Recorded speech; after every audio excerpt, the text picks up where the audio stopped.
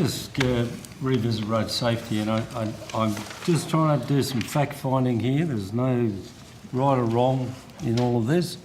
I just want to do some fact finding. So the National Road Safety Strategy 2011-2020 targets a reduction of 30% both fatalities and serious injuries. It's easy to count the deaths. How close are we to being able to measure serious injuries at a national level using a nationally consistent definition of serious injury, given that it's 2017, all but gone? Yes, Senator. I'll pass to Mr James to respond to that. Thanks, James, General Manager, Road Safety and Productivity. As you mentioned, it's been a I don't need a recap, I just need to know when we're going to get a nationally consistent measuring stick. Currently there is a pilot project with the states and territories, a national project led by the department, and it is close to finishing its report. This year? Yes, in time for, hopefully, for the Ministers' meeting in November. And then if that pilot shows it is possible to use a single definition and to match the data properly between health and crash sources, that would then proceed to do the full matching and a retrospective cast for 10 years next year. Okay. So in 2018, we anticipate we will have a nationally consistent definition of serious injury, which is 7 years after we started. that is the aim, Senator. Thank you. Now, in 2017, the Minister announced 2 pieces of research would be undertaken, one to look at drug driving and one to look at distracted driving. I understand the research has been completed. When do we expect the results to be released? Soon, Senator, soon. So, Senator, the Ministers will consider those reports at a Road Safety Ministers meeting on the 9th of October, followed by the Ministerial Council meeting on the 10th. November. Sorry, did I say September? My apologies, sorry. Okay, and a question on notice. Since the disbanding of the former Federal Office of Road Safety, which I think was in 1999, can you provide a history of resourcing from around 1998 to today? I want to see a trajectory of how many people used to be there and how many people are now on notice. Someone want to take that? I'm happy to take on our best endeavours in that regard, Senator. Best I'm just endeavours conscious is fine by me. that we'll do whatever we can in relation to that. What level of funding do you currently provide to a Australasian new car assessment program? Senator, it's somewhere in the order of $1 million a year. $1 million. I will confirm that for you, though. And is that funding guaranteed through, the forward estimates? I mean, are they getting it? I think the current arrangement is that the current contract expires next year, Senator, and will be reconsidered again at that stage. But it's been funded for many years since. But your evidence here tonight is that it's the preeminent mechanism for consumers to make a judgment about road safety. About the safety of its vehicle, of a vehicle, Senator. Okay. Yes. Are you aware that they conducted a test very recently of a 11-year-old Toyota versus a new Toyota in a head-on collision, and are you aware of the results of that test? Yes, Senator, it clearly showed how much our standards have improved over the years. Yes. It was, I'm sure you've seen the photographs as well and watched the footage. It was extremely confronting to see the difference in the standards. And are you aware that the vehicle that was used in a test, the 11-year-old vehicle, was being marketed by the retailer or motor vehicle reseller as a car suitable for a young driver? Senator, this is one of the issues that Minister Chester has... Are you aware of that? Yes, Senator. So we know that 11-year-old vehicles are not as good as today's vehicles. Pretty well, everybody gets that. But those 11-year-old vehicles have been marketed to the most vulnerable road users as a good car for a young driver. And we know from the result of that test that the young driver will be dead and the person in the other vehicle would have survived. So, Senator, have you seen the work being done on the used car safety ratings and the alignment with the ANCAP safety ratings as well? With So that- $1 million worth of federal funding, you're trying to crack a nut that's costing the economy $32 billion, that's killing 1,300 people and injuring an unquantified number of people in serious injuries. That's the sum total of the federal government, federal departments, 1 million plus 12 people battling the world in another section.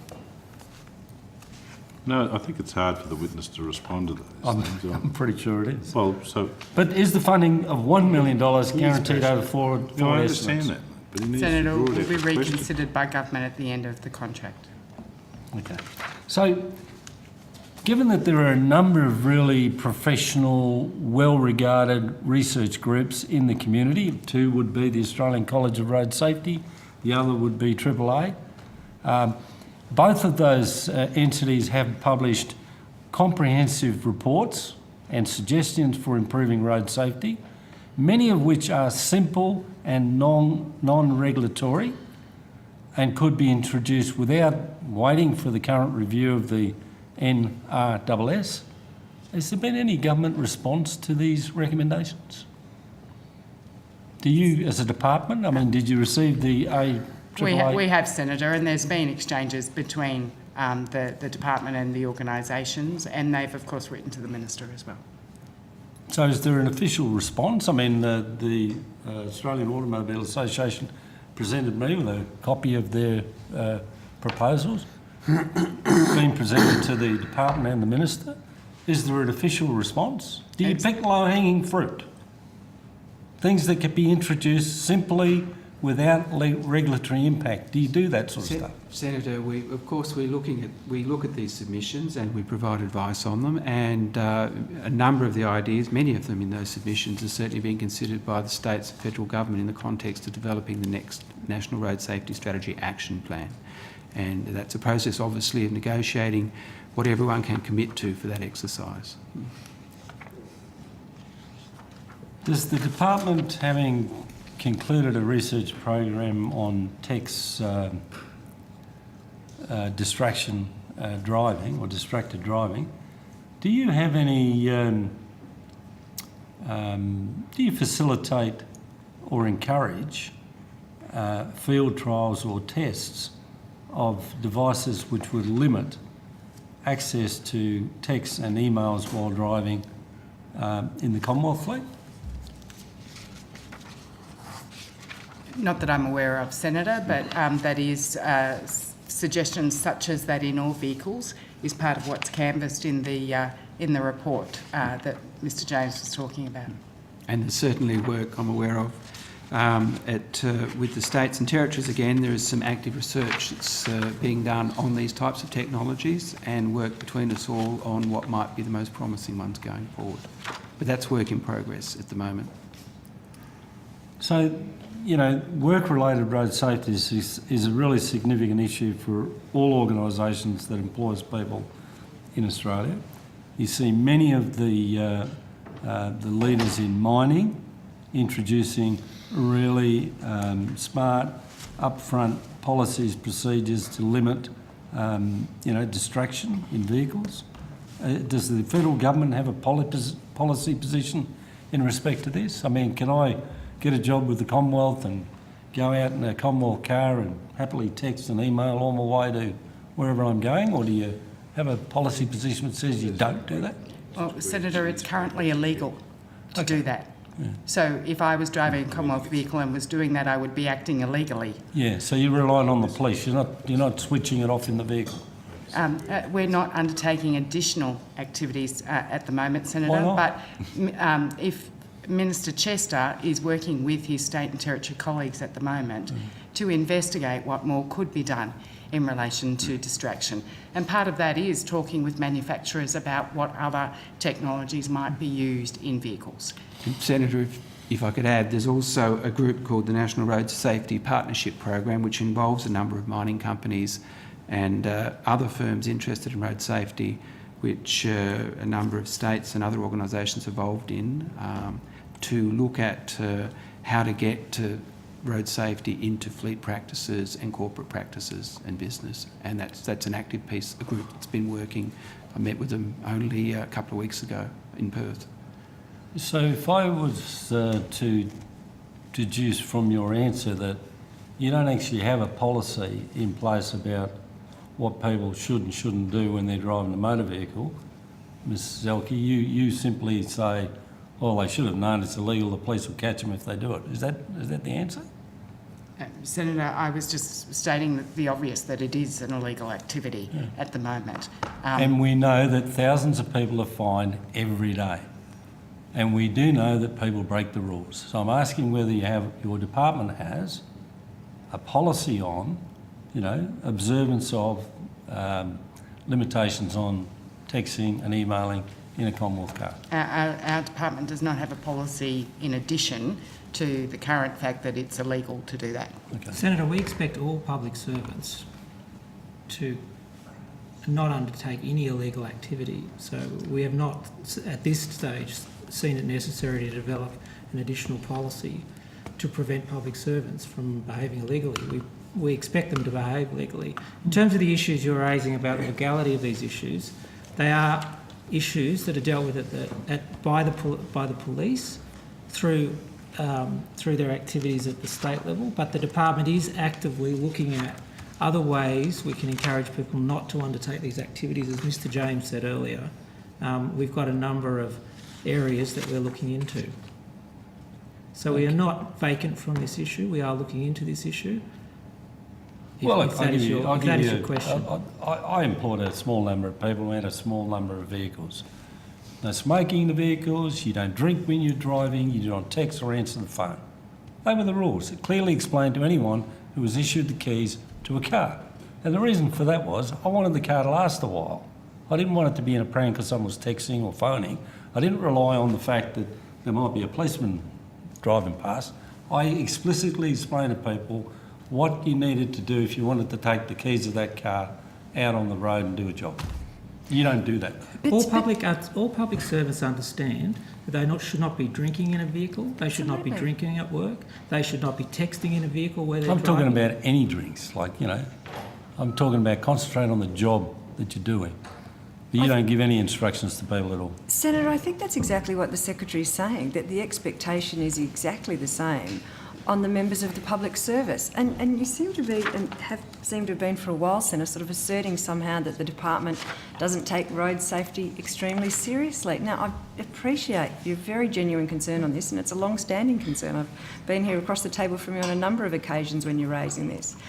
But Senator, I can't let you just sort of keep making this assertion that the department's somehow not taking it seriously. We're spending $685 million on the Black Spot program, $420 on the Bridges Renewal program, $328 million on the Heavy Vehicle Safety and Productivity program, over $1.5 billion for safety-related upgrades on the Bruce Highway, upgrading the Pacific Highway, and those things are all really important, Senator, and there's a really strong safety component running through all of that. So while I appreciate your concern, I certainly can't sit here and let you infer that somehow the department's not taking road safety extremely seriously.